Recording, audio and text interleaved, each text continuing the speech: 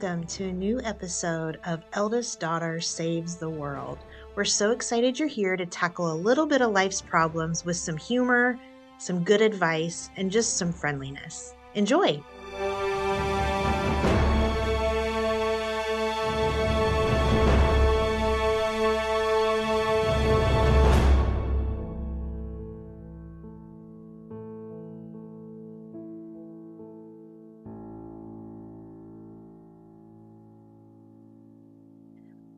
Hi, everyone. Welcome back to Eldest Daughter Saves the World. I am Coach Laura, and I am pumped about our topic today. So today's topic, and this is one that I really need people to follow up, DM me, comment wherever you are. I want to see what you have to say about this topic. And it is, what advice would you give your 20-year-old self? So looking back at yourself, however old you are when you were 20, what were you doing then? Were you a new parent? Were you in college? Were you working? Whatever it is, think about yourself in that moment of your life and what advice would you give to yourself? And I'm going to share 5 things that I would probably share with 20-year-old Laura. And so let's just jump right into these. I'm very excited because I think a lot of times I'm in this perimenopausal, middle age, my kids are almost out of the house kind of age, and it kind of makes you think about things sometimes. So this is a very introspective podcast today. So first thing, I wish I would have known, or I would tell myself that it is okay to leave a job that you hate. And I was pretty good at this. Like if I started to feel like that job was my itchy sweater, I started looking, right? And we all know those people that chronically just quit a job because of some, minor inconvenience kind of a thing. But I am here to say that if a job is making you sick in one way or another, whether that be mentally or physically, if it's causing you undue stress, it's not for you. And so that's a coaching topic, right? Are you in the wrong kind of job, or is it just that environment? And that's not to say everything is always, sunshine and roses, but you don't owe that place any loyalty. I know it's morbid, but it's true that a lot of jobs, if you're in a regular 9 to 5 job, if you were, in an accident and disabled and can't go back to work, or you die from that, your job will be reposted, right? Your family, it might not be able to replace you, but your job will. Even if you're the person in charge, even if you're, have been there for 30 years and, it happens. That's just how the world works. And so you owe it to you to be in a place where you feel supported, safe, your nervous system is calm, all of the things. All right. Second thing, this one cracks me up because I feel like I say this on a regular basis. No one has anything figured out, right? I love those memes that are like, I'm looking for an adult, and then I realize I'm the adult. It's true. And I think this becomes very kind of spotlighted with me when it comes to my kids, because I think, oh my gosh, my parents were my age when I was their age, and they looked like they knew what they were doing. And none of us know what we're doing in life, in business. What I'm supposed to eat changes every other day. Too much protein, not enough protein, water, electrolytes. We just get overwhelmed with all of this. None of us have it figured out. And I want to tell a really quick story. So with this, I think where I really had this come to like a light bulb moment for me. So a lot of you know that I used to work in the mortgage industry, and I had joined a women's business mastermind group, and we were meeting, and all of a sudden we got on the topic of somebody was wanting to buy a house. And to tell you like what demographic we were working in at that point in time, I think she was paying $3 million for this house. And she was just like really confused on what the mortgage would be.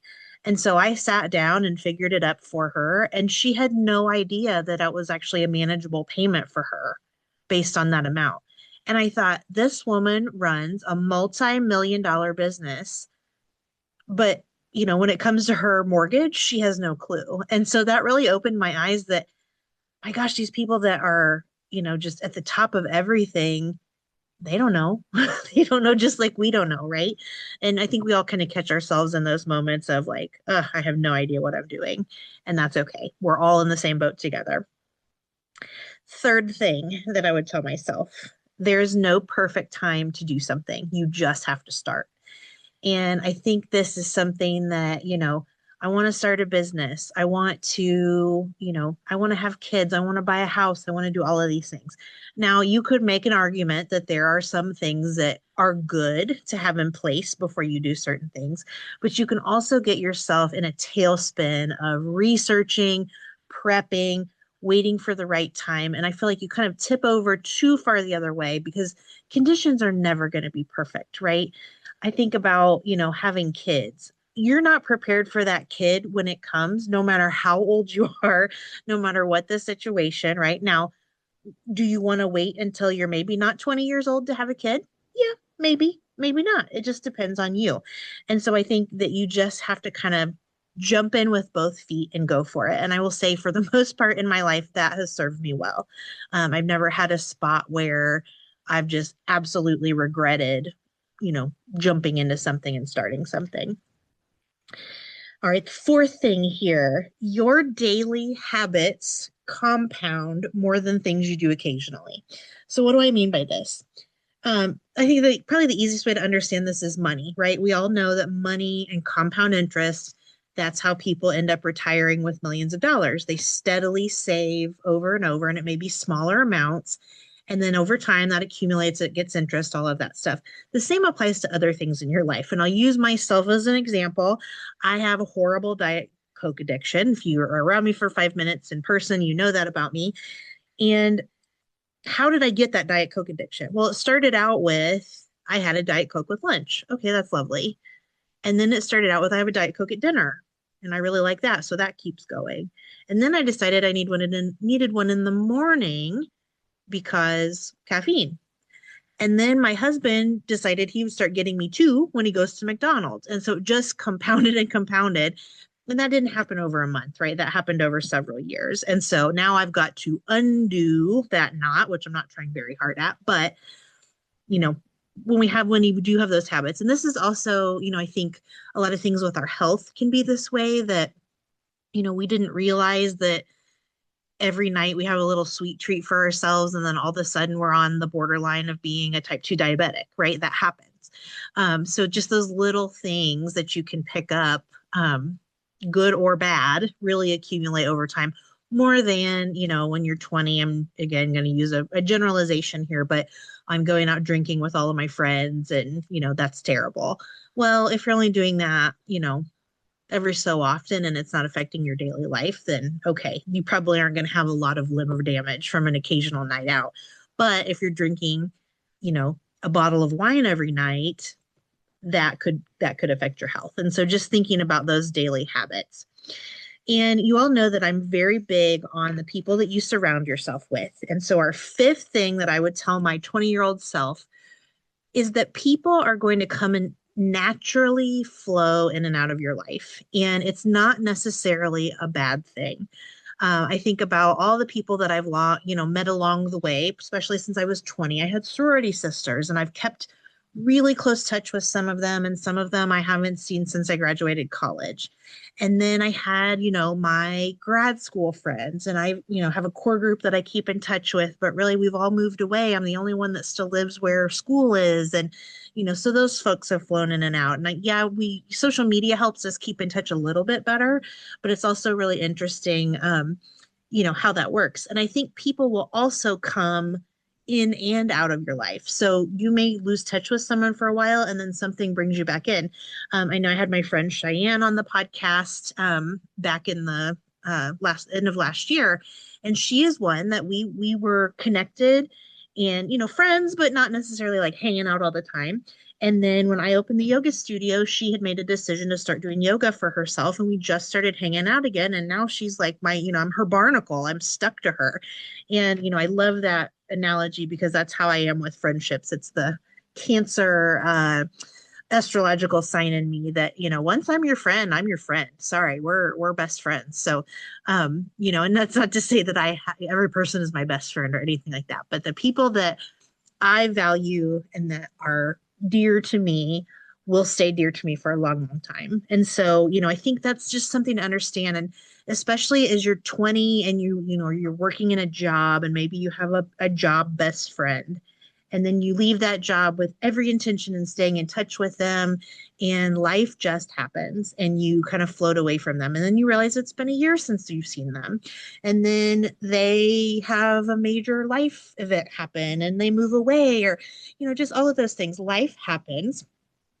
And it's just something that, it doesn't mean that every person that leaves your life is someone that you just absolutely now hate and you had this big falling out. Like sometimes it just naturally happens.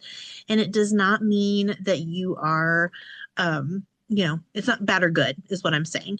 And I think, I laugh at my dad in this aspect because we have some like distant family members and just people my parents have been acquainted with over a lot of years, and some of them didn't come to my mom's funeral. And so now his gauge for the world is, I'm not going to care about them if they didn't come to my mom's funeral. Now that may be a little extreme, but I get his notion of like, if they weren't able to make the time, then that relationship just wasn't as, important to both of us than we thought it was. So I think, you just have to kind of figure that out. It's, you're gonna fail at some of these, actually all five of these. At some point you're gonna fail. You're gonna stay in a job too long. You should leave, but you just don't for some reason. You're going to have people that you just get devastated that why didn't I keep in touch with them? What's happening? Why do they hate me? They don't. They don't. Life is just happening. You're going to think that somebody has everything figured out and then be slammed to the ground when you find out that they don't. Those things are just natural occurrences of life. So if I can send the vibes back in time to 20-year-old Laura, those are the five things I would tell her. So I'd love to hear if you all have some other things that you would share with your 20-year-old self. And it could be very specific to you. Maybe it's a specific situation, like don't date that person, or stay completely away from that company you worked for, or don't move to this city, whatever it is.